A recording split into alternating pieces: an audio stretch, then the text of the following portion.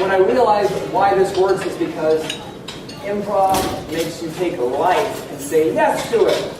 So yes is the number one tool of improv. We say yes to whatever is said to us on stage. And that moves things forward with communication. So let me just give you an example here. I'm going to ask your help on this. After each line of a story, I just want you to yell, yes. All right? Can you do that? Yes! Awesome. Okay.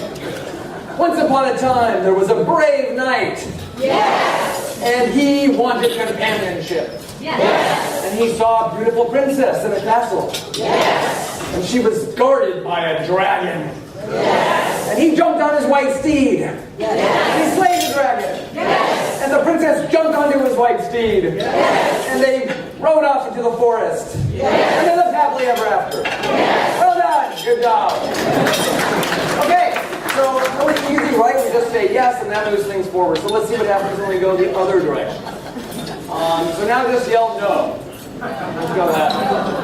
All right. Once upon a time, there was a brave knight. No. All right. Thanks. Okay, we're done. See, that cuts it off. There's nowhere to go for that. So I want to share with you what are 5 really valuable tools that I learned in improv comedy that I believe you can apply to your everyday lives and engaging and communicating with people as well. And the first one is just that. It's agreement. It's saying yes. We're basically accepting each other's ideas and embracing them. Wouldn't it be nice if everybody just said yes? Yes, we brought up an idea. It sounds like it would be nice.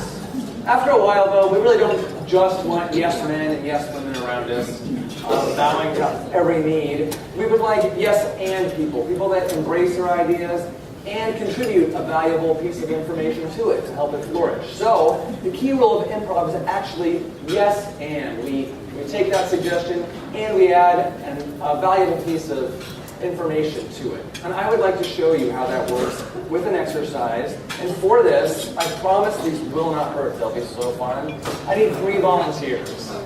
Can I have 3 volunteers come up, please? Oh, come on up. Thank you. And 4. All right, come on up, sir. And how about one on this side? Represent! Come on up! Okay, great.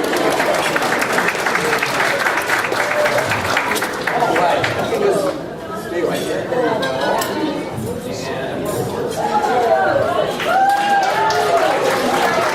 you go.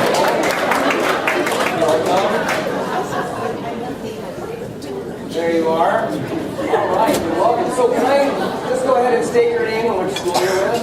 Elena McReynolds, Chico State. Chico! Donald Guy Robinson from Fullerton.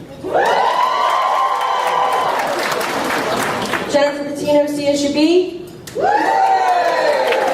right, thank you so much for coming up. Very, very brave of you. This will be fun though. So this is called Yes and Story. I'm going to give you a suggestion for a really simple story. Like the time Bob went to the park. And you're just going to tell that story one sentence at a time, passing it to each other with yes and at the beginning of each sentence. So say it's Bob went to the park, I would say, Bob walked into the park with a picnic basket. And you would say, yes. And he was thinking it's going to rain. Great, yes. And then we would go on to the next line, and so on. So just enthusiastically, yes, and pass it along. Jennifer, when you're done, then Elena, you'll just pick up the next line. And we'll see where the story takes us, simply by yes and. Okay? Of course, I'm going to give you a new suggestion. I know you're thinking about Bob in that part. Okay, ready? So I'll give you, Elena, the first line. It's Allison's trip to the zoo.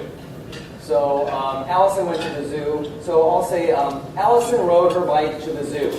We'll just start with yes. Yes, and in her backpack she had 3 books from a continuing ed project management class. Really? Yes, and she was not planning on doing any homework. Yes, and I like the way you think. Yes, and she decided she was going to go see the lions first. Great. Yes, and as she looked at the lion, she was stunned by somebody walking by, and her ice cream cone that she had bought whipped out into the lion's mouth. Yes, and as she was with the lions and the tigers and bears, Oh, my. she realized she wanted to get that ice cream back. Why are you guys setting me up like this? Yes, and as she climbed in and jumped on that lion, she found out if you tickled his belly, he purred. Yes. And she noticed that the lion was licking his chops. So she pulled out one of those project management. Yes, and the woman started reading it.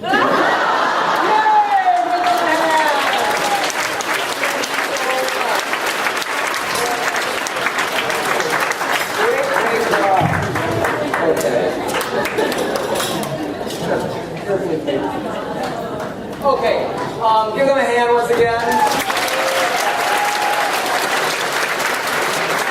Okay, so that is agreement. Really, they lots of action. They moved the story forward. They got great details simply by accepting each other's premise. And so you might be thinking, oh, that's great, agreement, Darren. That works really well for telling a story and moving things along. How does that apply to our daily communication? Well, agreement in improv basically relates to our daily communication as acceptance. We're basically accepting what people are saying and allowing them to feel heard.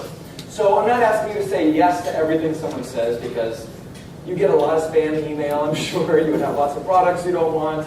People would treat you like a doormat if you said yes to everything someone requested.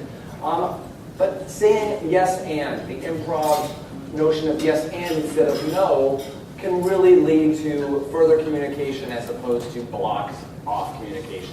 So when we say no, it's up here. It's a protection device. We say no because we don't want something coming toward us. That's why we say no, to protect ourselves. When we say yes, actually, just say that with me. Yes. You can feel it with your body. It actually makes you pause and consider the situation. So you are considering the situation before replying back. So if you respond with yes and, say you are a manager at a company and you have an employee who's been there 5 years and they're doing okay, maybe not great, they want a raise after being there 5 years and it's not in the budget, they can come in the door, hey, I've been here 5 years, I'd like a raise. No, it's not in the budget. Okay, bye. They might not feel heard. It's the truth. You had to say no. If you simply apply the yes and philosophy, it's saying yes, I can understand after being here 5 years, you would feel that you deserve a raise. And I think we can talk about the steps necessary to get you to that point once we have the money for it. So let's discuss it. It simply allows them to feel heard. That person may not have the ideal answer that they want, but they know that they're being heard. And you've actually probably furthered along the process of communication to improve the performance of that employee as well. So that's how the yes and philosophy applies.